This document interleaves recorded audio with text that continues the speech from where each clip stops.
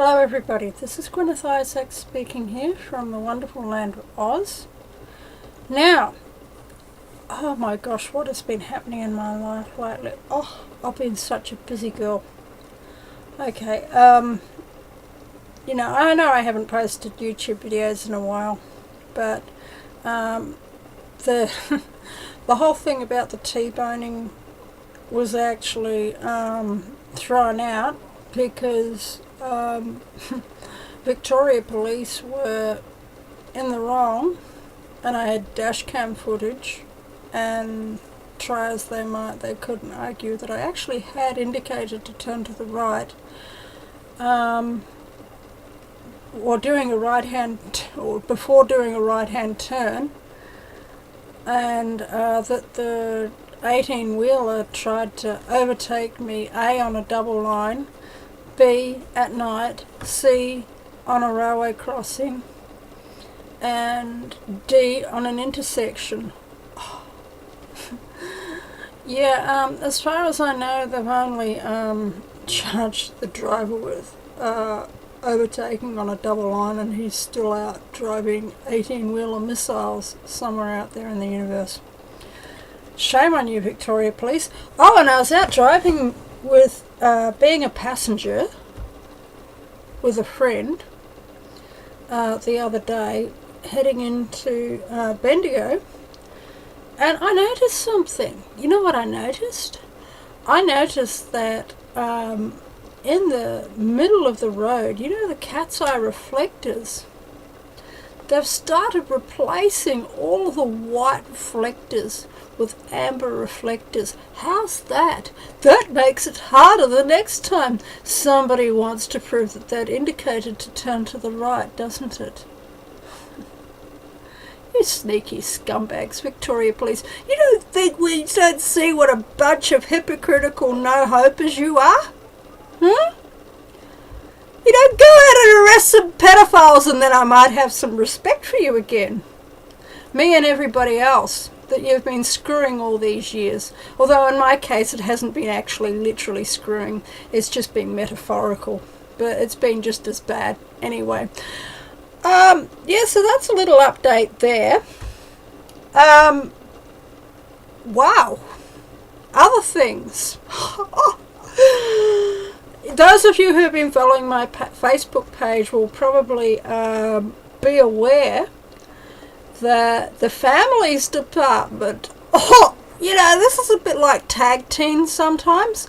The families department at the end of last year began interviewing my children without my knowledge or consent when they were supposed to be in classes in school. A group of teachers at the school, that's Wedderburn College, namely Mrs. McHugh and Miss Collins, and another teacher whose name just escapes me at the moment. Maybe I'll remember it later. But they tried to accuse me of starving my son. How's that? What a bunch of freaking bull genitals. What bollocks. That's because he's thin. Hello? Do you think that might be a genetic trait? Well, that's what I told them. You know, our family is by and large quite a wealthy family. There's no shortage of food around our place, and my gosh. That's the first challenge that gets dealt with every fortnight when the check comes in. Generally, is I make sure there's enough food for us humans, enough food for the animals. My gosh, we never have empty cupboards. There's always food. And you know what our shopping list consists of? It consists of things like corn to silverside, bacon, eggs. Not eggs at the moment because the chickens are laying. So, but it consists of things like things for baked goods. I'm constantly baking. I bake at least once a day. Yes. Because I like cake, and I like fresh bread, and we live out in the middle of the whoop whoop. That's out in the middle of nowhere for all you that don't come from Australia. And so, but I like baked goods, and so I usually bake once a day. And butter, cheese, vegetables, rice, soup associated stuff, bacon, sausages, yum. That's me starving my kids. Of course, it's all a scheme of entrapment. I'll have to do a video one day of me on a supermarket shop. Yep. And just show all you fellas the things I usually buy. Yeah, but my mum was an old-fashioned sort, and she lived in the way that she'd been brought up, and her mum never had very much money, but once again, a similar situation to what we're in, from a reasonably wealthy family, but circumstances of life intervene, and sometimes you just got to make do. So instead of buying all the baked goods, you just got to get the eggs and the flour and the sugar and the vanilla and all the rest, and just bake it yourself. You get good at baking. I'll have to do a video of one of my baking sessions, won't I? Anyway, that happens at least once a day. Usually once a day. And last night we had roast silverside. We usually have roast silverside once or twice a week. I usually do a roast once a week, and it usually lasts us for 2 days. Yum. So, that was just blatant entrapment. I live in Australia, in the bush. This is called the Aussie salute. Okay? Look up the Aussie salute if you want to know what it means.